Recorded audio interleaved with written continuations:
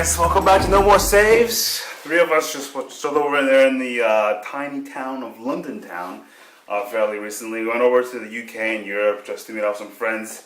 Also went over there for a conference for video game critics and film critics, for a lot of small developers and independent film artists. One of the films we got to see before it came out here in the US was Blitz. Starting Jason Statham, the transporter guy, the guy who always got the 5 o'clock shadow, the guy who always talks like this. There's nothing wrong with the 5 o'clock shadow. You can hear his breathing. Boom mic. Yeah, the boom mic's right there. Above the frame. You can hear his heavy breathing, and he always talks really deeply. Yeah, and you can hear every little thing he says. Number 3. I've got a name. No. It's Blitz. As in Blitzkrieg. Bastard! Another policeman's been killed. We can't protect our own. I'm not good at rebrand. Killer's target's in this station. I know what this is about. All units do not let Brandt engage. Repeat, do not let Brandt engage. Brandt still in pursuit. So we saw the movie, and well, that's what we thought of it. Well, it was a interesting piece. Obviously, it was filmed in London on the streets, so there was a lot of like British slang and things like that, and it was a little bit difficult to understand. Can't totally blame them because, you know, I guess that's how they speak. But other than that, the beginning of the movie, they don't speak proper English. They speak British English. Yeah, get the program, guys. Just Come on. because the country is England doesn't mean anything. Right, no. So, the beginning of the movie, it was something that kind of fell prey to other movies that I've referenced in the past. That just series of things. Other movies, pray tell. You know, it's one of the things I learned over there. Pray tell. All the movies you learn. Other movies like Captain America and things like that. It's just a series of things that happen, and then in the beginning it's really choppy, and normally that would be like okay, I guess, because at the end with this type of style of movie making, at the end each one of those little quick cuts has some clue to the end, because it's a thriller at the end. So yeah, I still didn't like all the quick cuts though, because it just felt like it felt really choppy. Yeah. Like you can literally have a drinking game out of all the cuts. Like there was one scene where Jason Statham walks into a gym called Proud as a Peacock.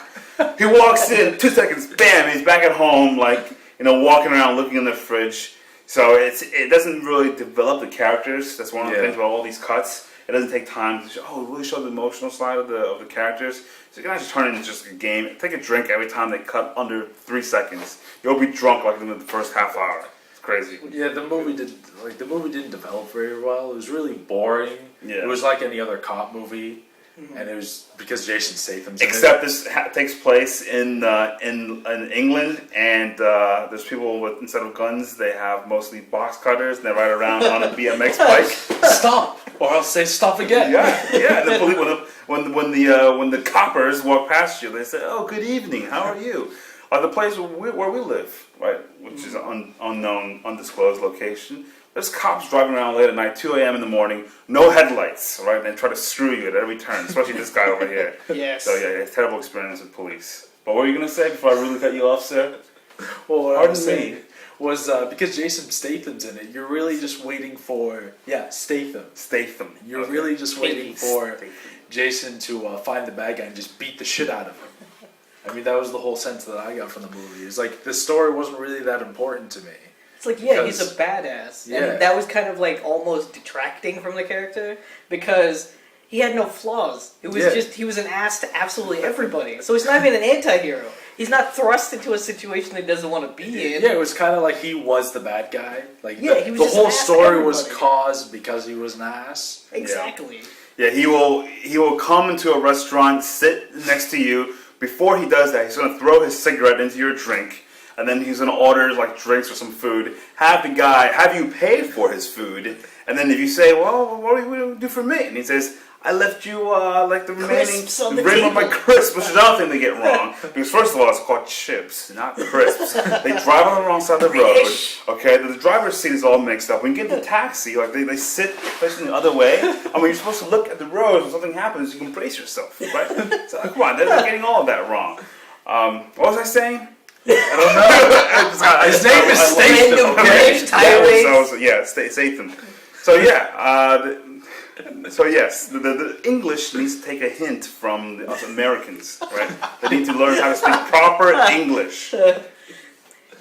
Speaking of which, there's this one scene which we all think is like really, really funny, where this one detective, Jason Statham's talking to him, and he's wondering, oh, why did he go like crazy at one point? So he tells the story of this one pedophile that was in a park luring kids, and he goes over and then he like breaks his balls or something like Bollocks, that, and then until like they ooze out of his like ball bag. Like he goes into a great description of it. But the funny part is, he says pedophile like pedophile. So 30 seconds into it, you're like, what? PETA was in the park? What does that have to do with kids? Was there like animals or something? We thought he said Peterphile. Yeah. Like his first name was Peter, his last name was File. Yeah, I thought it was something to do with the case involving PETA, like anti-cruelty to animals. It was like a PETA file that they had at the police department. It's like all the list of all the convicts that had all these animal abuses, and it turned out to be it was like, oh, pedophile, get it right, you guys. Pedophile. Notice how all these English guys, when they come to the U.S., when they sing, they can speak Americanese like properly, right? But whenever they're in their homeland, they got to bring out the posh accents. I mean, come on, guys. We know you're just faking it. Just speak like normal people, normal beings, average working Joes. Okay. Yeah. Or let's not turn this into we hate Yeah, Britons. I know, right? No, I'm just kidding. I love you we're guys. Just kidding about that. But, we're gonna have to jump over the pond again at one point. Yeah, I gotta thank those guys at England for helping me get through customs. Yes. So we love you. I wish I could thank people like that. People. People's always catch me shanked. You're clearly a terrorist. Yeah, you know me. Yeah, by wankers, right? Yeah. Yeah. So I just remember my other point before I got so ridiculously rude and cut off and sidetracked by you two. Yes. Go ahead. So yeah, it was just the fact that Jason Statham is I said it right finally. He's just a transporter guy. He's just an asshole, right? He just goes around. He delivers a lot of one-liners. He's completely invincible. He never even gets hit once. Yeah, in any fight that he's in. There's no challenge at all to him. He's not like Raj mentioned, what's it called, McClane in the Die Hard, Bruce Willis character. Yeah, at least he gets beat up, so he's kind of more human. But Jason Statham's character is just like he's bulletproof. You can't fault the guy. Like nothing can harm him. And that ruins the actual like kind of storytelling of it, because you never feel like anything's even bad. And worse yet is the bad guy who always like never has his like shirt buttoned. Like he's naked in the scene, and then they catch him, and then like he has a sweatshirt, he's running just like shirtless. He never puts on his shirt while he's in jail. All that stuff, and he rides around on a bicycle. Yeah, and he's telling stupid. He's telling a news report. I don't want to spoil anything, but he's telling someone his exploits, and there's a cop like right next to him. Like he's doing this over the phone, and the cop is like, "Huh? What? What's going on?" Yeah, so he never picks up on it. All right, what kind of ratings do you want to use? Oh, let's say we all laughed we all confused at the whole pedophile term. So no offense to anybody, pedophiles.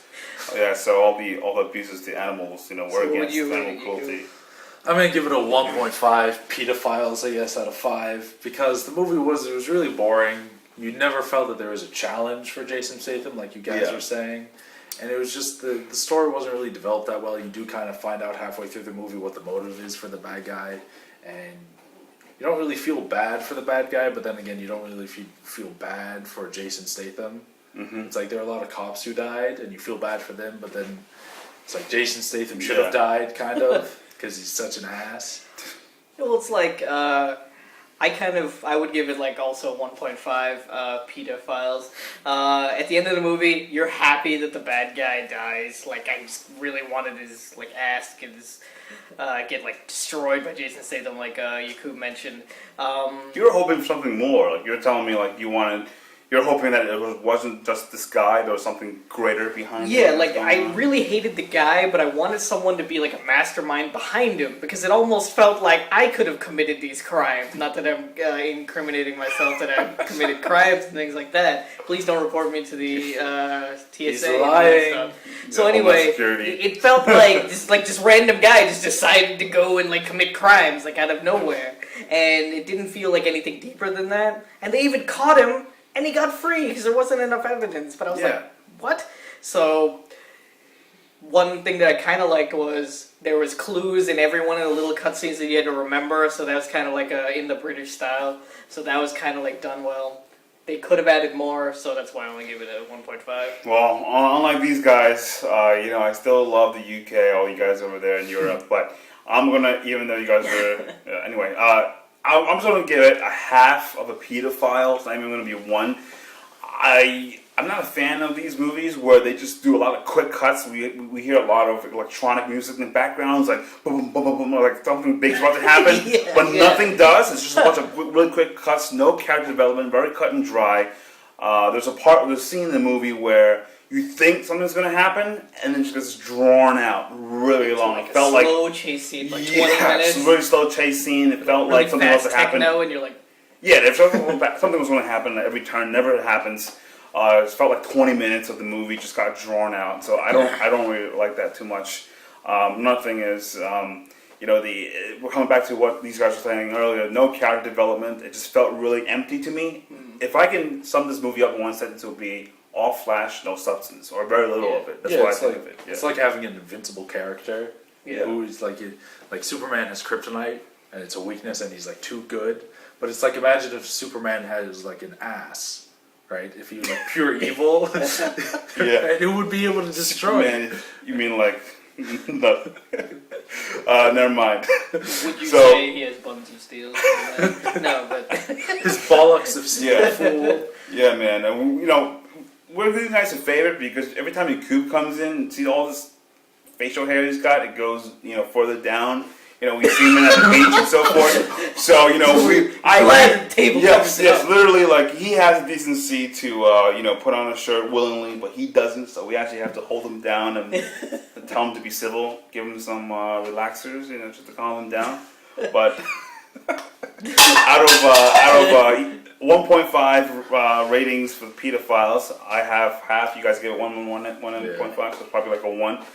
But I'll say this one last comment that the movie is a little bit like dry pretty much the whole time, but usually in British comedy they have like dry parts and then they have like cool one-liners. This movie has some like cool one-liners done by Jason Statham and like things like that. We'll let you watch the movie and actually like hear them, but the movie was a little bit too dry to make those worth it, but they are pretty decently good. It's for me, it's like a red box rental. It's not great to see in the theater. If you want to watch Jason Statham beat up someone, just write Crank and Crank 2. You'll be satisfied. Unless you fighting it up the story. There you go. Unless you happen to be like Middle Eastern or Hispanic or like of Oriental descent, and watching those movies, you'd be like, "What the hell? Why is he beating up all my people?" It's like he doesn't go after anybody else but my people.